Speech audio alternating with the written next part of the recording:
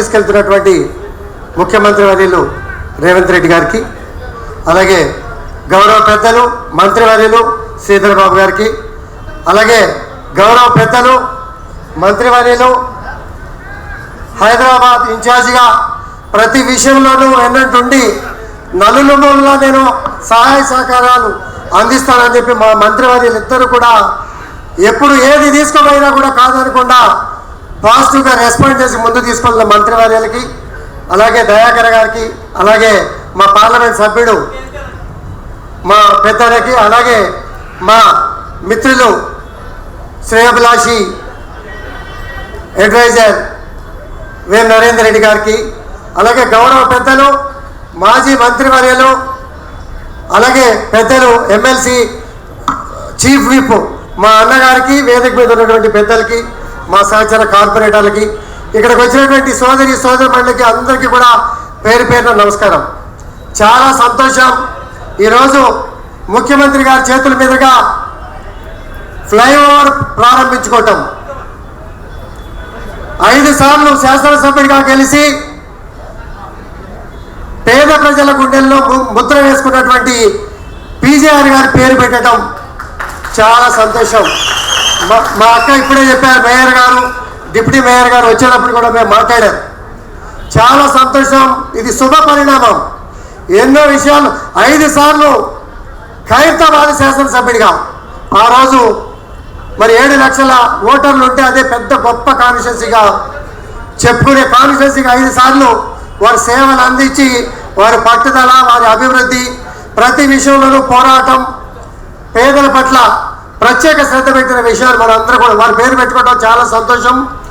అన్న పీజీఆర్ అభిమానులు చాలా మంది ఉన్నారు. అన్న ఇక్కడ ఒక విగ్రహం కూడా పెడితే బాగుంటుంది అని చెప్పి మీరు వచ్చే ముందు ఒక మాట చెప్పారు. నేను సార్కి చెప్తాను, చెప్పి కార్యక్రమం చూద్దామని చెప్పి కూడా చెప్పాం.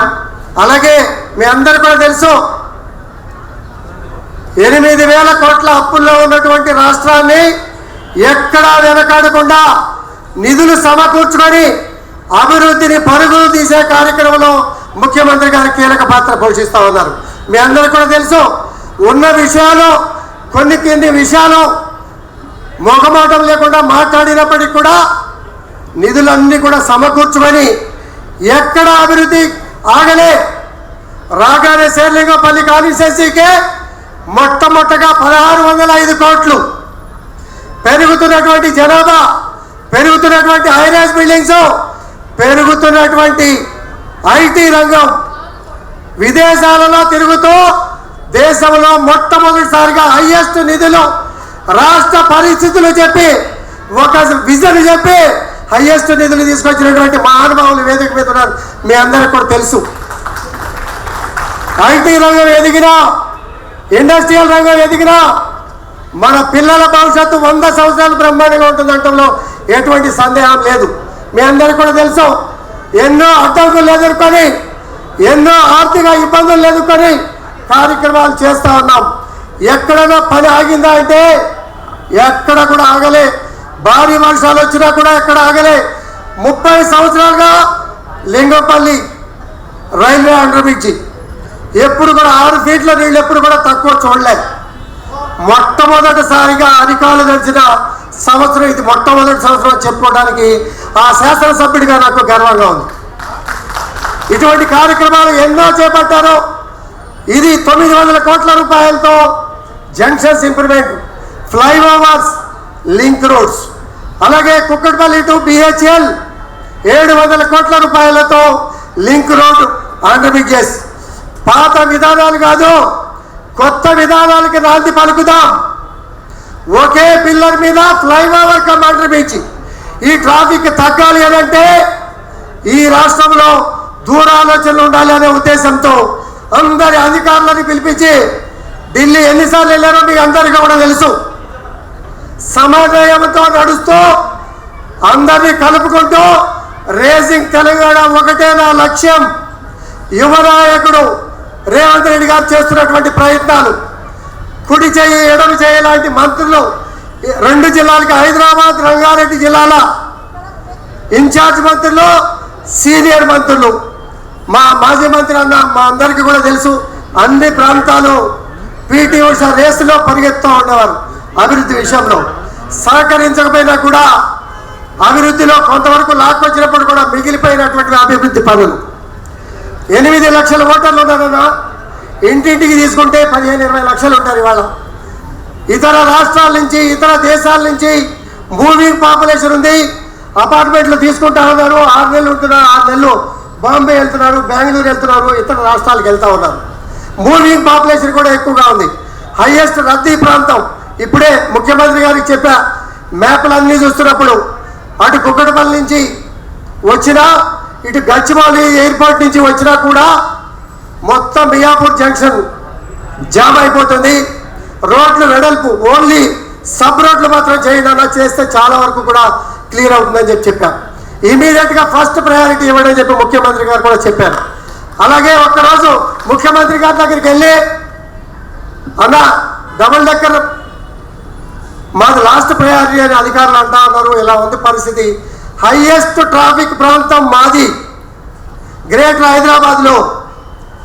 ఏ రాష్ట్రానికి పోయినా బస్సులన్నీ కూడా మియాపూర్ బిహెచ్ఎల్ దగ్గర స్టార్ట్ కావాల్సిందే. గతంలో ఎన్నోసార్లు ఒక బస్ టెర్మినల్ గురించి మాట్లాడుకున్నాం. 10 సంవత్సరాలు ఎదురు చూసాం, సమస్య తీరలే. అందరికీ కూడా 10 గంటలకు రిలీఫ్ వస్తూ ఉంటుంది. మాకు 1 o'clock 2 o'clock రిలీఫ్ వస్తుంది. మళ్ళీ 4 o'clock నుంచి ఇన్కమింగ్ బస్సులు వస్తూ ఉంటాయి. దాంతో చాలా ఇబ్బందికరమైనటువంటి వాతావరణం ఉంది. సబ్ రోడ్లు బ్రహ్మాండంగా శాంక్షన్ అయినాయి. అలాగే ఆశా టయోటా నుంచి హైటెక్స్ వరకు 60 ఫీట్ల రోడ్డు ఉంది. అది 100 ఫీట్లు చేయాలని గతంలో కూడా ప్లాన్ చేసాం, వైండింగ్ చేసాం. ఓన్లీ రోడ్డు వేయటమే. ఇటువంటి అన్ని 5-6 రోడ్లు ఉన్నాయన్నా, మీకు లెటర్ ద్వారా ఇస్తా. కొంచెం ఫస్ట్ ప్రయారిటీ ఇస్తే ఈ కాన్స్టిట్యూన్సీలో చాలా వరకు, ఈ కాన్స్టిట్యూన్సీలో మంచి జరిగిందంటే ఇండియా వైజ్గా దేశవ్యాప్తంగా మంచి. ఇవాళ చెడు ప్రచారం చేసేవాళ్ళు ఎక్కువైపోయారు. ఎన్నో మంచి పనులు చేస్తున్నాం, మంచి పనులు ప్రచారం చేయట్లే, చెడు ప్రచారం చేసే వాటికి ప్రాధాన్యత ఎక్కువ వస్తూ ఉంది. వాస్తవంగా ప్రతి నాయకుడు అభివృద్ధిని కోరుకుంటారు. మనం బాగుండాలి, మన ప్రాంతాలు బాగుండాలి, మన పిల్లల భవిష్యత్తు బాగుండాలని చెప్పి కోరుకుంటారు. కానీ చెడు ప్రచారంలో అది బాగుండాలని చెప్పి కొంతమంది వ్యక్తులు కోరుకుంటున్నారు. అది మన నాశనానికి, భవిష్యత్తు నాశనానికి ఉపయోగపడుతుంది తప్పించి మన బాబుకి ఉపయోగపడుతున్న విషయం ప్రతి ఒక్కరు కూడా గుర్తుపెట్టుకోవాలి. ముఖ్యమంత్రి గారు అన్నా, నేను మీ దగ్గరికి వచ్చా మీ మిత్రుడిగా, మీ శ్రేయభిలాషిగా, నాకు ఎక్కువ నిధులు కావాలి, ఖచ్చితంగా నీకు ఇస్తా, పక్షపాతం లేకుండా అన్ని ప్రాంతాలని డెవలప్ చేస్తా అని చెప్పి చెప్పినటువంటి ముఖ్యమంత్రి గారు మన ముఖ్యమంత్రి గారు అని చెప్పుకోవడానికి నాకు గర్వంగా ఉంది. ఇలాంటి సమస్యలన్నిటి కూడా, ఇది కూడా మీ అందరికీ కూడా తెలుసు, ఎంతో కాలంగా పేద మధ్యతరగతి కుటుంబాలు అవసరమైతే 40 గజాలు, 50 గజాలు, 100 గజాలు వాటిని కూడా ల్యాండ్ ఎక్వైరీ చేసి కాంపన్సేషన్ చేసి కమిషనర్ గారు కూడా మా అధికారులు కూడా ప్రత్యేక శ్రద్ధ పెట్టి కన్వెన్ చేసి కోర్టు కేసులను కూడా, ఒక ల్యాండ్ ఎక్వైరీ చేయాలంటే ఇవాళ కోర్టులో సంవత్సరాల తరబడి తిరగాల్సినటువంటి పరిస్థితులు. ఇటువంటి అన్నింటినీ కూడా అధిగమించి ఈ ఫ్లైఓవర్ ఓపెన్ చేయడం అంటే మీ అందరికీ కూడా తెలుసు, ఇతర జిల్లాల నుంచి, ఎయిర్పోర్ట్ నుంచి, ఇతర దేశాల నుంచి, ఇతర రాష్ట్రాల నుంచి వచ్చేవారికి బ్రహ్మాండమైనటువంటి సౌకర్యం. మాదాపూర్ కావచ్చు, కొండాపూర్ కావచ్చు, శేర్లింగపల్లి కావచ్చు, మియాపూర్ కావచ్చు, పోవడానికి సులభమైనటువంటి ఫ్లైఓవర్. ఒక ఫ్లైఓవర్ స్టార్ట్ చేసుకున్నాం, రెండో ఫ్లైఓవర్ స్టార్ట్ చేసుకున్నాం. ఫ్లైఓవర్ మీద ఫ్లైఓవర్, థర్డ్ ఫ్లైఓవర్ని వాళ్ళ ముఖ్యమంత్రి గారి చేతుల మీదుగా ఇనాగ్రేషన్ చేసుకోవడం చాలా సంతోషంగా ఉంది. చాలామంది మాట్లాడాల్సిన అవసరం ఉంది, చాలా విషయాలు ఉన్నాయి. కాన్స్టిట్యుయెన్సీ విషయంలో ఎక్కడ కూడా అభివృద్ధి విషయంలో ఎక్కడ వెనకాడద్దు. అందుబాటులో ఉన్నాం, అందుబాటులో ఉంటాం. ఎప్పుడు ఏ సమయం అర్ధరాత్రి అవసరం వచ్చినా కూడా తిరిగి మీ సమస్య సాల్వ్ చేసే బాధ్యత మేము మా కార్పొరేటర్లు తీసుకుంటాం.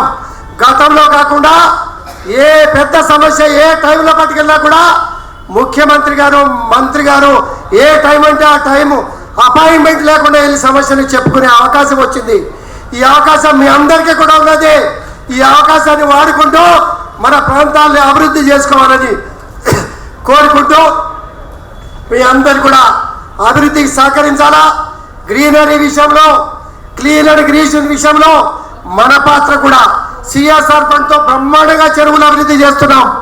పార్కులు అభివృద్ధి చేస్తున్నాం. ప్రతి డివిజన్లలో కూడా 2-3 జిమ్ ఎక్విప్మెంట్లు చేస్తే లేడీస్ జెంట్స్ షిఫ్ట్ల వారీగా కూడా బ్రహ్మాండంగా ఆరోగ్యం పట్ల శ్రద్ధ పెరిగే కార్యక్రమాలు జరుగుతూ ఉన్నాయి. ఇంకా మెరుగైన వసతుల కోసం డేరింగ్ అండ్ డాషింగ్ కమిషనర్ గారు, మేయర్ గారు, డిప్యూటీ మేయర్ గారు, మా కార్పొరేటర్స్, ముఖ్యమంత్రి గారి మా మంత్రుల సహకారం తీసుకొని ఎవరి అవకాశం ఉంటే వారి సహకారం తీసుకొని అభివృద్ధి విషయంలో ఎక్కడ వెనకాడే అవకాశం లేదు, రాదు అనే విషయాన్ని కూడా తెలియజేసుకుంటూ ఇంత సమయం ఇచ్చి అవకాశం ఇచ్చి ఈ ఫ్లైఓవర్ ఇనాగ్రేషన్కి వచ్చి గొప్ప కార్యక్రమాన్ని ప్రారంభించి పీజీఆర్ పేరు పెట్టి తీపి గుర్తులు గుర్తు చేసినటువంటి మహానాయకుడు ముఖ్యమంత్రి గారికి, సహచర మంత్రులకి, వేదిక మీద ఉన్న పెద్దలందరికీ కూడా పేరు పేరున శిరస్సు వంచి నమస్కారాలు తెలియజేసుకుంటూ సెలవు.